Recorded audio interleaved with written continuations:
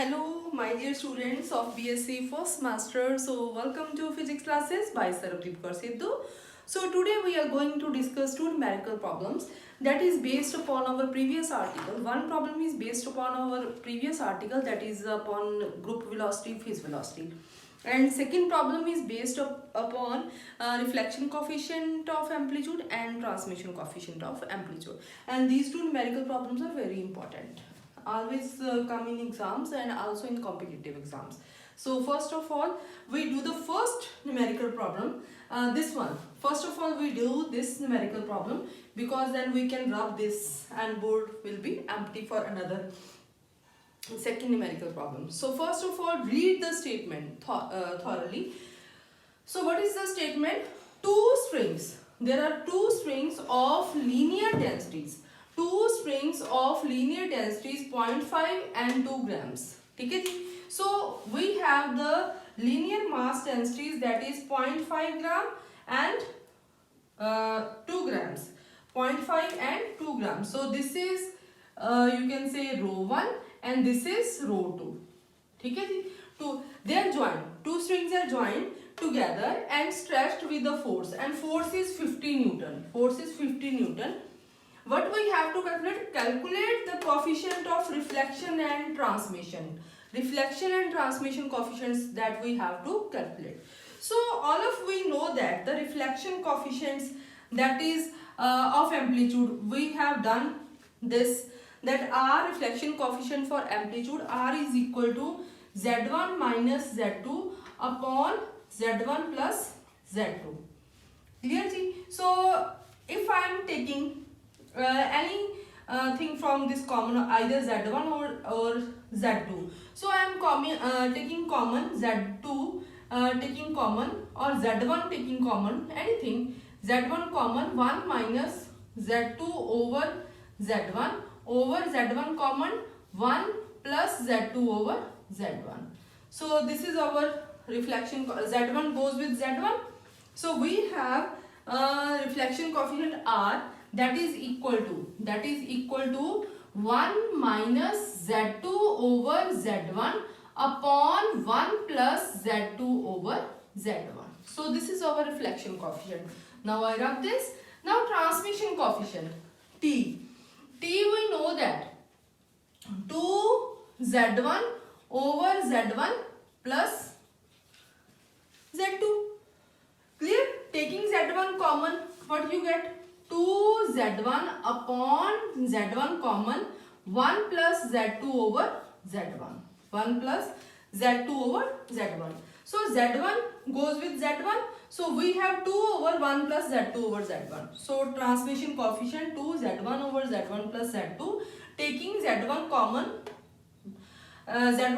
1 plus Z2 over Z1. So we have T is equal to 2 upon 1 plus Z2 over Z1. So this is a transmission coefficient. Clear? Now to solve this, we have to put the values of Z2 and Z1. But we have the values, that is rho 1, linear mass density. We know that linear mass density is mass per unit length. That's why units are gram per meters.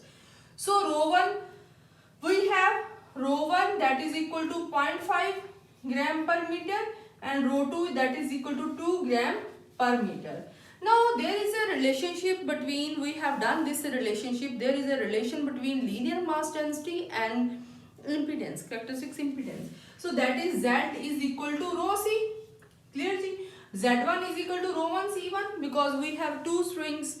So characteristic impedance for first is Z1, for second is Z2, rho 1 for first, rho 2 for second, and C1 and C2. Clear? Can I write C1, that is equal to T over rho 1? T over rho 1. So this is equal to T upon T into rho 1. Okay? T into rho 1. Rho 1 over under root rho 1, that is equal to T rho 1. Similarly Z2. So Z1 is equal to under root T rho 1. Similarly Z2. Z2 is also equal to under root T rho 2.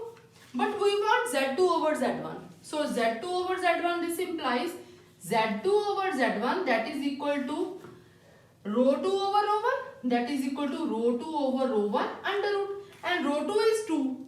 Rho 2 is 2 gram per meter, and that is 0.4. That is 0.5, sorry, 0.5. Clear, see? Under root. And this will be equal to 5, 20, 20 by 5, 4. So this is equal to under root 4, and that is equal to 2. 2 by 0.5, 20 by 5, that is under root 4, that is equal to 2. Clear? So I rub this, only I write Z2 over Z1 is equal to 2. So Z2 over Z1, that is equal to 2. Clear? So now put these values here. Put these values here. R, this we want. R is equal to, this implies R is equal to 1 minus 2 over 1 plus 2. That is equal to minus 1 by 3. ठीक है जी. Similar T, that is equal to 2, that is transmission coefficient of amplitude, 2 over 1 plus 2. Z2 over Z1 is 2, that is equal to 2 by 3. So in this way we are able to find out the values of R, that is reflection coefficient of amplitude, and transmission coefficient of amplitude. So these are the values.